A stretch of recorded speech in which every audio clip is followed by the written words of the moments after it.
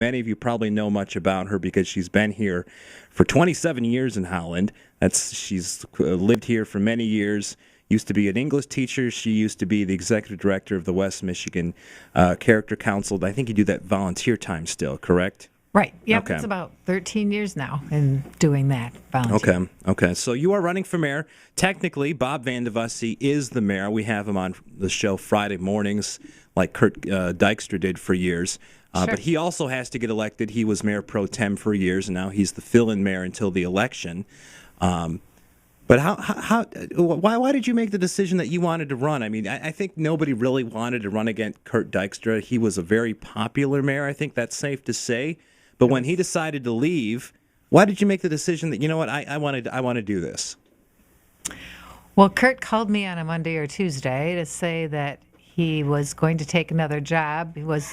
Couldn't say what, and he couldn't say when. And so I wished him the best. And then Bob called me on Wednesday to say that he was going to run for mayor, and I told him the best. And then the next day I started getting calls asking me to run for mayor. And I said to my husband, I don't know. I think I'm going to have to give this serious consideration. And he said, well, while you're thinking and praying about it, you better get some signatures because you have 5 days. There's a deadline to how much time you have to think about this, yeah, exactly.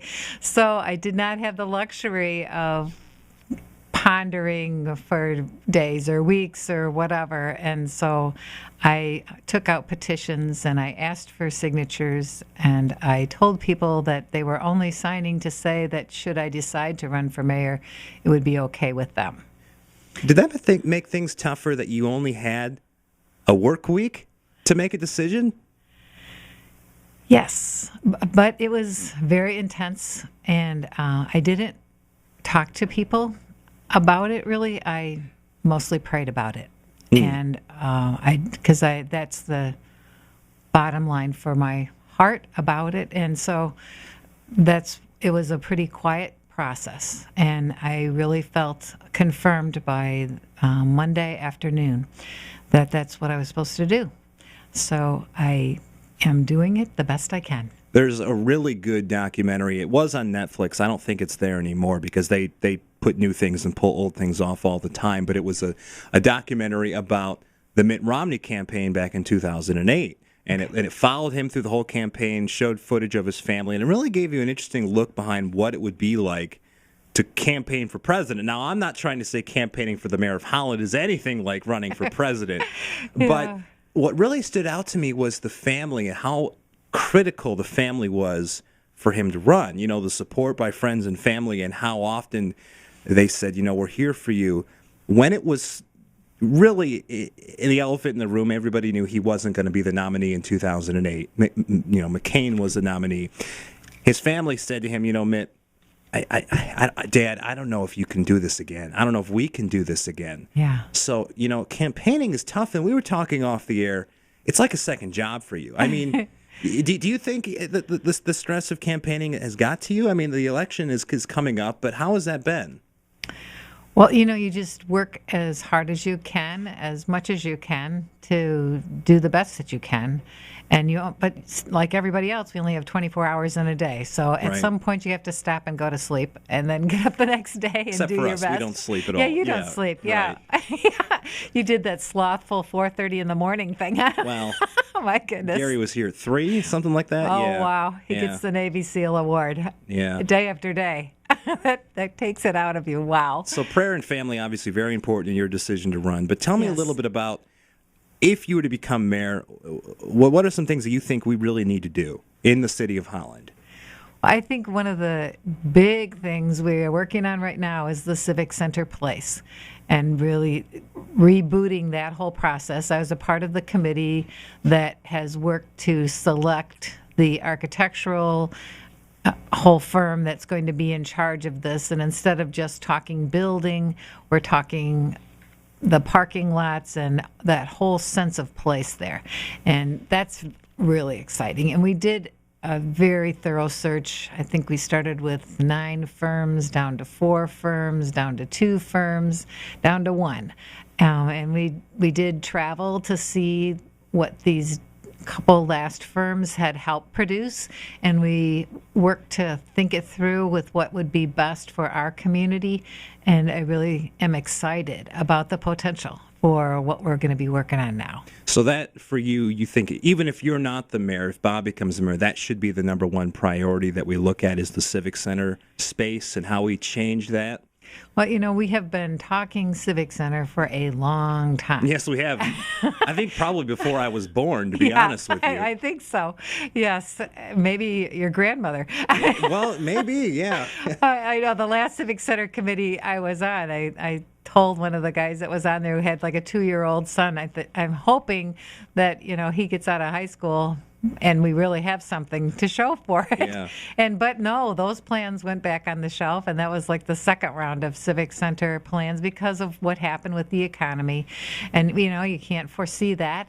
But I do think the vision is bigger now, and what we want to do is better. And the whole idea of the Civic Center being a connecting point between downtown and the waterfront makes it a much more synergistic project. Well, it's an opportunity, I think, to make it a true focal point of our city. Yeah. We have the windmill, we have the downtown, but to add more, it's just part of making steps forward, I think. And I think that's, you and Bob are really along the same lines, along with everybody else in the council. We want to do the Civic Center that makes everybody happy. You can't make everybody happy, but you want to do the best you can. Right. And it's like the family room for the community. It's a wonderful asset. I don't think they really build civic centers too much anymore, but it was all part of Holland's focus on community and bringing people together and having a casual sport kind of place. And I think that's a new kind of thing, a way of thinking, that it doesn't always have to be a regimented, high-level sport, that it can be a pickup basketball kind of thing, and that you can have like craft deals and just community groups that get together. And, in our world today, we're so siloed with our own little individual computers and phones and all of that, and just casual conversation and building bridges between different groups of people. I think that's what's so wonderful about the Civic Center. We're talking with Nancy DeBoer. She's the at-large member on the City Council running for mayor. And, all right, why should people vote for you? I love the city. I would really want to give back to it. I would hope to be the kind of person that people feel comfortable talking with, that I can listen well, and I would work hard to do what we can come together to decide is the best for the city. I would want to make this place even better than it's been. I don't think, we drift toward greatness. It's something that you really have to keep working at. Just like an individual's life, you don't just stop where you are and say, oh, it's been wonderful and thank you so much.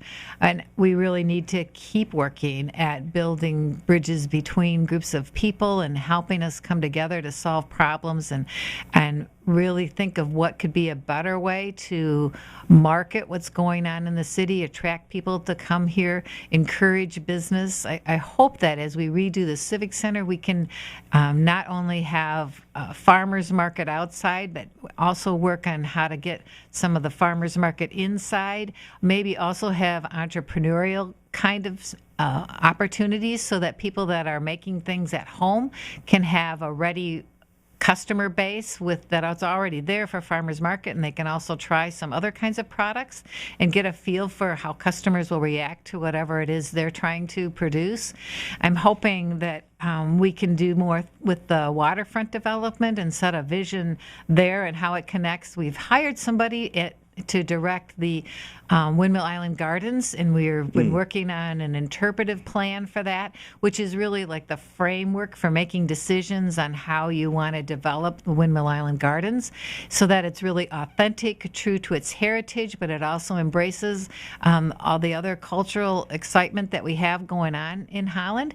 So this is a real critical juncture for that whole endeavor as well, which is very exciting. I was on the strategic plan committee for Windmill Island Gardens and also on the business plan committee for that, and I just love the potential there, and I'm so excited about Matt that we hired, and who's just got this vision and excitement about how to do Windmill Island Gardens and bring people out there on a regular basis so that they can really enjoy it. And of course, neighborhood improvement, building better neighborhoods and helping people connect with each other, and keep protecting what we have as far as safety and stewardship of our resources. The whole deal we have with the energy plan and the rollout now of the Board of Public Works power facility. Sure. That I'm on the committee for, that Design Minds we hired out of New Jersey, and we're going to use them to help us put a really great educational section in that building, which is so fun, and it should be creative and exciting, and hopefully people from other divisions of our community, like the Convention and Visitors Bureau and the museum, will also be a part of that, so that we can replicate this type of creativity and interpretive design in what we do in other places in the community as well. So it's a really exciting time to be a part of Holland and what's going on. And we've kind of turned the corner from our list of 50 cuts and all those other things we slugged our way through, and now we're getting to a little brighter day. And we want to build on that. I don't think you left anything out. Honestly, I think that was everything right there. She's Nancy DeBoer. She's running for mayor. Again, she's the at-large member of the city council.